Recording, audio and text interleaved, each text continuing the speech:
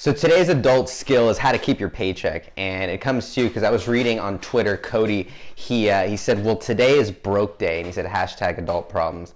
And Venetia, she said, I wish I had money to shop. Hashtag adult problems. And that saddens me so much because I think that there are times when maybe that's the reality, but I don't think that's something that we have to accept. And so I think that if we can be able to keep some of our paycheck, and if you're able to actually hold on to some of that hard or that money that you worked really, really hard for, your life is going to be a lot more fulfilling and a lot more prosperous. So keeping your paycheck is going to do a couple of things for you. First off, I think it's going to allow you to do some of the things that, like Venetia said, to be able to buy the stuff that you want to be able to buy, to be able to travel, right? And then we also know about Murphy's Law and all the bullshit and the drama that comes up, so be able to deal with all the emergencies that come up as well. And so I think it's really, really important for you to start thinking about holding on to some of your paycheck, because I think too many of our generation is in a debit card mindset, and they just spend everything that they earn, and they don't pay any attention to the future, and they don't pay any attention to the decisions that they make today and how it's going to affect them in the future. So I think that you need a couple of things in order to be able to pay, in order to keep some of your paycheck. And the first thing that you need is to have the right mindset. And I think that's super important in order for you to actually make the changes in your decisions. And I think having the right mindset is really, really important for you to be able to make the right decisions and to be able to have the right habits that are necessary to keep some of your paycheck as well. And so let me tell you a story, right? We're actually, there's going to be a video playing right here of a little child beating up an old man. And it looks kind of bizarre, and maybe if you saw that, you might think that something is wrong. So in order to illustrate the mindset, I'll tell a story about a young man and an old 80-year-old man. And this young man is actually someone who is really, really in a tough spot, but sees an 80-year-old man sitting on the park bench and walks up to him and quickly punches him in the face and takes his wallet and steals $150 out of his wallet.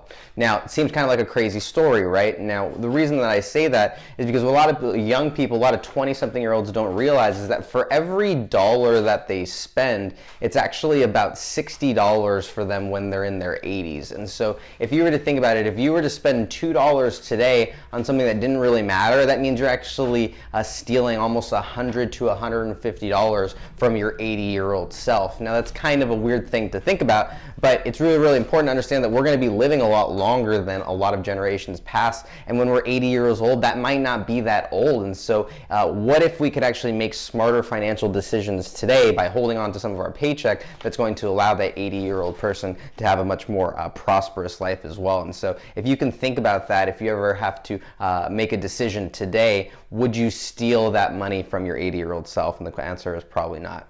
Second mindset that I think is really helpful is, what's your relationship with money? I think that was something that was really helpful for me to think about, and I heard from one of my financial coaches, is she said, what's your relationship with money? Is he or she the person that you are really, really close friends with? You guys hang out every day, you guys catch up and get coffee every day? Or is it something that actually you avoid? Is it the person at the party that you try and avoid, or the person that you're really embarrassed to see because you know that you haven't given them the right attention? And so what kind of relationship do you have with money? And I would encourage you to improve that, and the way that you improve that is simply with time. And so thinking about your financial situation is really, really important.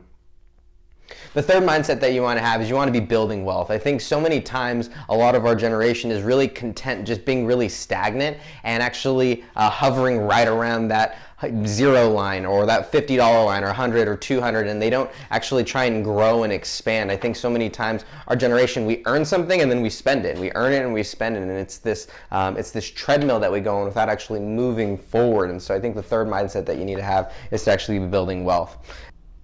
So there's a couple of things that are going to make it really, really beneficial for you to hold on to your paycheck, and also helpful as well. And the first thing that I wanted you to think about is your millennial money machine. And this was a concept that was actually given to me by Tony Robbins. And think about your money and creating an opportunity for you to not have to work in the future, where your money does all of the working for you. And there's a certain point, there's a certain number that you have to get to in order for you to be able to create enough money based on interest and passive income that's going to allow you to not have to work. And so I think a lot of people, they are really content with just being on this treadmill and not actually advancing. And so if you think about building that money machine, it's going to make it a lot easier as well.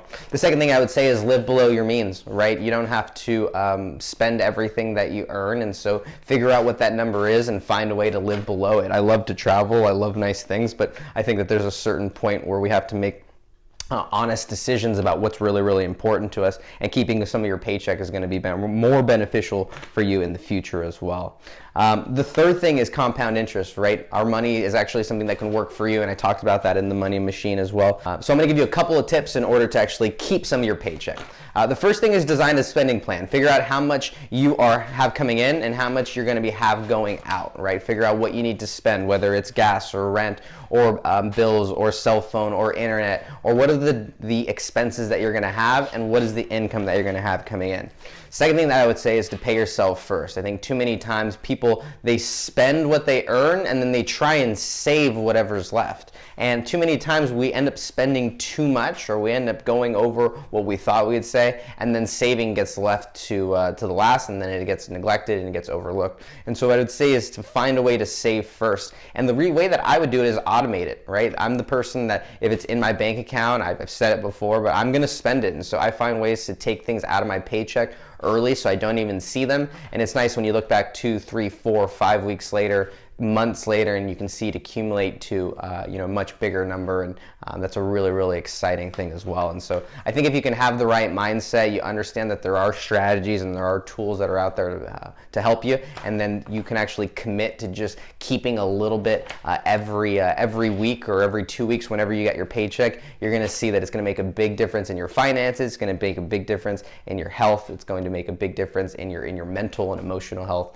your emotional sanity, your relationships. Everything will improve because you're not going to be worrying about not having any money, and you won't have to be like Venetia, and you can actually shop. So thanks for tuning in today. Hopefully this was helpful. We encourage you to reach out if we can provide any value to you as well.